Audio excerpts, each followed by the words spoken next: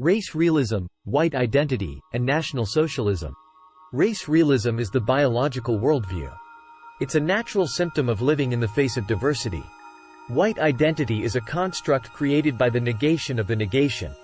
For example, the Black, Jewish, and Asian populations of the West negate white Europeans, which negates internal contradiction among themselves, which in turn creates identity formation. National Socialism is simply a racialist anti-Semitic form of government as explained in the last video. It can be adopted by all peoples, but again for me and mine, not for thee and thou. When people say that a group is too mixed to become a race, they forget the principal element of contradiction, or the fact that there is a race that is principal and one that is lesser. Just because you can't demarcate groups with 100% precision doesn't mean they aren't a group. The Fascifist's argument. His argument goes something along the lines of, American identity politics, or AIP, is the root causation for depravity and degeneracy in the world.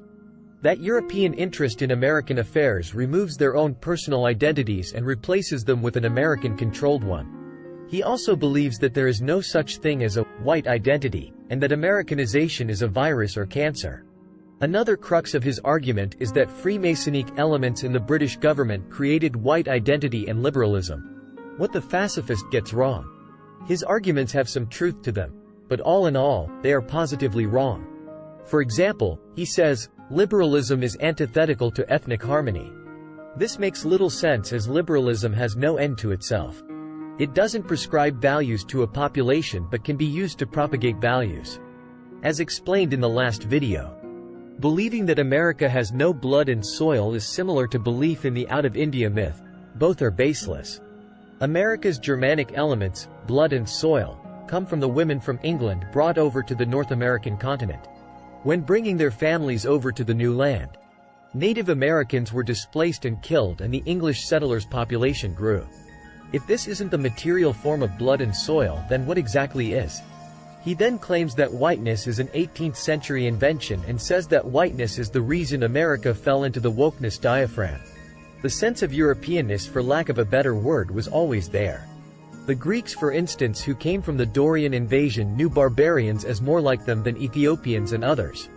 Even the Romans, when conquering Britannia and Gaul, thought the peoples of these countries were citizens and could be assimilated, as evidenced by the later Edict of Caracalla. The Roman people knew their sense of European was not Latin only, but with a strong Latin spine. Many European civilizations knew that total European continent hegemony and unification was impossible. However, they did understand that their particular ethnic and linguistic group could become a ruler of other European races, but not others. The National Socialists did not want to rehabilitate white unity, but wanted to control Germanic territory with a Nordic spine, and return the Germanic ruling class to the east. They were willing to ally with Celtics, Mediterraneans, and others only pragmatically out of political expediency, since the blood feeling of the Germanic peoples was paramount. Today a new faith is stirring. The myth of blood, the faith that along with blood we are defending the divine nature of man as a whole. The Irish and Polish were always considered white, lest they would not be able to immigrate to America in the first place. They of course were not Germanic, so didn't get good treatment, but were able to socially and economically develop themselves, unlike blacks and Asians. The American colonies' separation from British rule stemmed from grievances over taxation without representation, trade restrictions, and the erosion of colonial autonomy. Growing colonial identity, Enlightenment ideas, and incidents like the Boston Massacre and Tea Party fueled anti-British sentiments. The convening of continental congresses and the drafting of the Declaration of Independence formalized the colonies' intent to establish their own nation.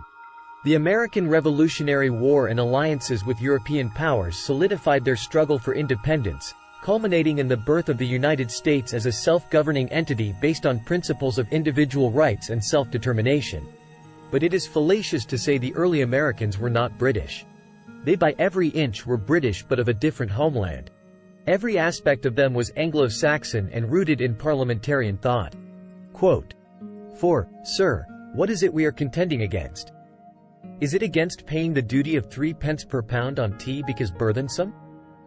No, it is the right only, that we have all along disputed, and to this end we have already petitioned His Majesty in as humble and dutiful a manner as subjects could do. Nay, more, we applied to the House of Lords and House of Commons in their different legislative capacities, setting forth, that, as Englishmen, we could not be deprived of this essential and valuable part of our Constitution. Here Washington refers to the American colonists as Englishmen. To say self-righteous Freemasons did the American Revolution is wrong. It was an internal conflict between dissatisfied colonists who considered themselves as English as the British themselves. English customs, traditions, legal systems, and language were deeply ingrained in colonial society. Language and identity. Yes, origins of language can be good to identify and demarcate ethnic groups, but using this argument against European unity is asinine. Europeans all share common roots in PIE Proto-Indo-European. Not Sanskrit, but that topic deserves its own video. White is simply a proxy for the European man. It isn't a taboo word and works quite well. Guillaume Fay, for instance, argues that a global solidarity with all populations of European origin will be more crucial during the 21st century than the geopolitical rivalries that divide whites.